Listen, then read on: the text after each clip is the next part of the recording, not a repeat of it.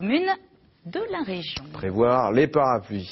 Sortir, c'est bien, mais cela coûte de l'argent. Ce mois de mai, avec ses jours fériés et ses ponts, ne compte que 16 jours travaillés, un record depuis 1970. Alors, pour occuper ce temps libre, les familles cherchent des idées de loisirs. Et pour que ceci soit accessible à tous, les idées ne manquent pas. Bonsoir Paul Chopin, vous êtes directeur de la communication dans le principal groupe de vente événementielle. Votre rôle est de satisfaire les commerçants et les usagers. Alors avant de nous expliquer le concept, je vous propose de regarder le reportage de José Souza et Samuel Chassaigne. Ils ont rencontré une famille de 5 personnes qui ont opté pour les loisirs moins chers. On voit ça, on en parle juste après. Dès qu'il en a l'occasion, Jean-Pierre Aupetit se connecte sur son smartphone pour profiter des offres promotionnelles de son site d'achat groupé préféré.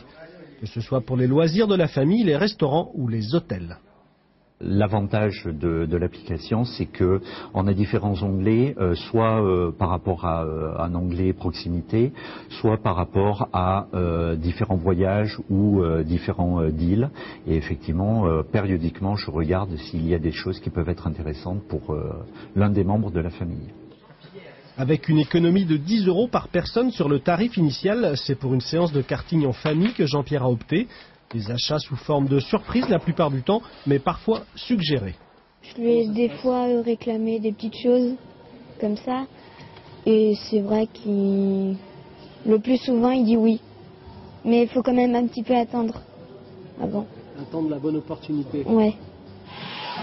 Si la recherche de la prestation au meilleur prix reste la principale motivation des acheteurs, la notion de découverte compte aussi. Pas uniquement en lien avec le côté tarifaire des choses, mais aussi avec connaître ce qui existe. Hein, parce qu'il y a des choses on n'y aurait pas pensé forcément et en se baladant sur le site, on trouve des opportunités.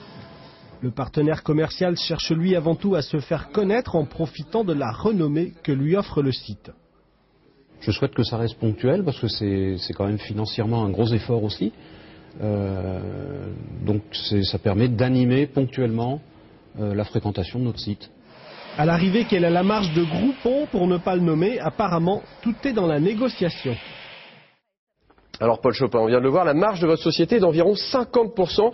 Il s'agit tout simplement pour les commerçants d'un investissement publicitaire ? Effectivement, ils vont réduire leur marge pour investir en publicité. Et cette marge, ils vont la rendre aux clients. Ils vont proposer des réductions, moins 30, moins 50, moins 60%.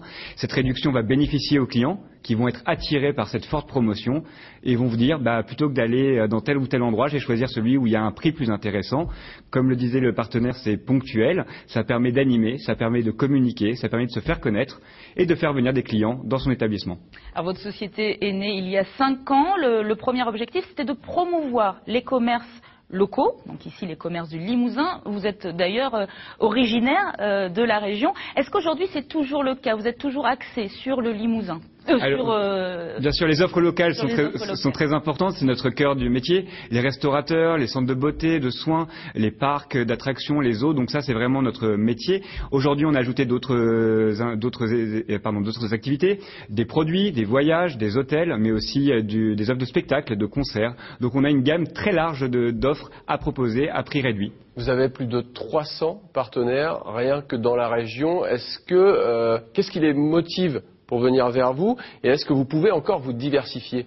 Groupon les intéresse pour pouvoir communiquer et donc ils vont venir pour venir chercher des clients. On le sait, la situation économique est difficile aujourd'hui. Les gens ont besoin de choisir, vont regarder les prix, vont regarder sur Internet.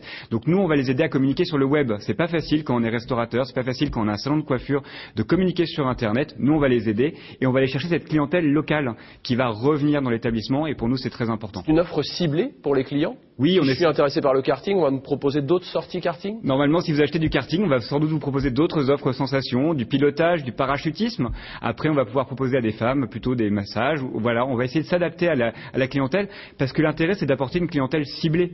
Parce que le partenaire, ça doit être des clients qui vont revenir, qui vont devenir des clients fidèles. Et finalement, qui sont les commerçants qui s'adressent le plus à vous? Quels sont les secteurs qui marchent le mieux? La beauté, le bien-être fonctionne très bien, les hôteliers et aussi la restauration, on le comprend. Un restaurant vide, il y a des coûts, il y a des charges, il faut mieux le remplir, il faut mieux avoir un restaurant rempli tous les soirs. Et donc forcément, on est un très bon outil pour ça. Alors, vous n'êtes pas les seuls sur le marché. On va citer également Amazon, vente privée. C'est un secteur très concurrentiel. Comment on fait sur Internet alors que nous, les clients, sommes très sollicités à chaque fois qu'on ouvre notre boîte mail? Comment on fait pour être visible? Alors nous, on communique bien sûr par mail, mais on a aussi beaucoup investi dans le mobile, sur notre application. Aujourd'hui, 50% de l'activité se passe sur le mobile. On le sait, on a tous notre smartphone. Et puis, on va communiquer massivement aussi sur les réseaux sociaux, sur la publicité. En gros, on va faire un travail d'agence de communication pour les partenaires locaux et ensuite leur faire venir de nouveaux clients. En 2 mots, le rabais moyen que vous offrez aux usagers, quel est-il? C'est entre moins 30 et moins 60%. On aime bien le moins 50%, c'est un peu notre marque de fabrique. Mais on essaie de s'adapter aussi aux besoins du partenaire. Le but est que l'opération ne lui coûte pas d'argent, que ce soit un investissement aussi rentable pour le long terme, une vraie opération de communication. Alors rassurez-nous, les prix ne sont pas gonflés avant le rabais. Ça serait une erreur vraiment idiote parce que les clients sont très malins, vérifient, contrôlent et naturellement, nous on est très vigilants sur ce point-là. Les réductions sont calculées sur les menus habituellement proposés. Très bien, merci Paul Chopin d'être venu nous présenter ces rabais, donc ces idées de sortie à pas cher. Notre question d'actualité aujourd'hui, avez-vous réduit votre budget vacances? Vos réponses sur limousin.france3.fr. Et une idée de balade à privé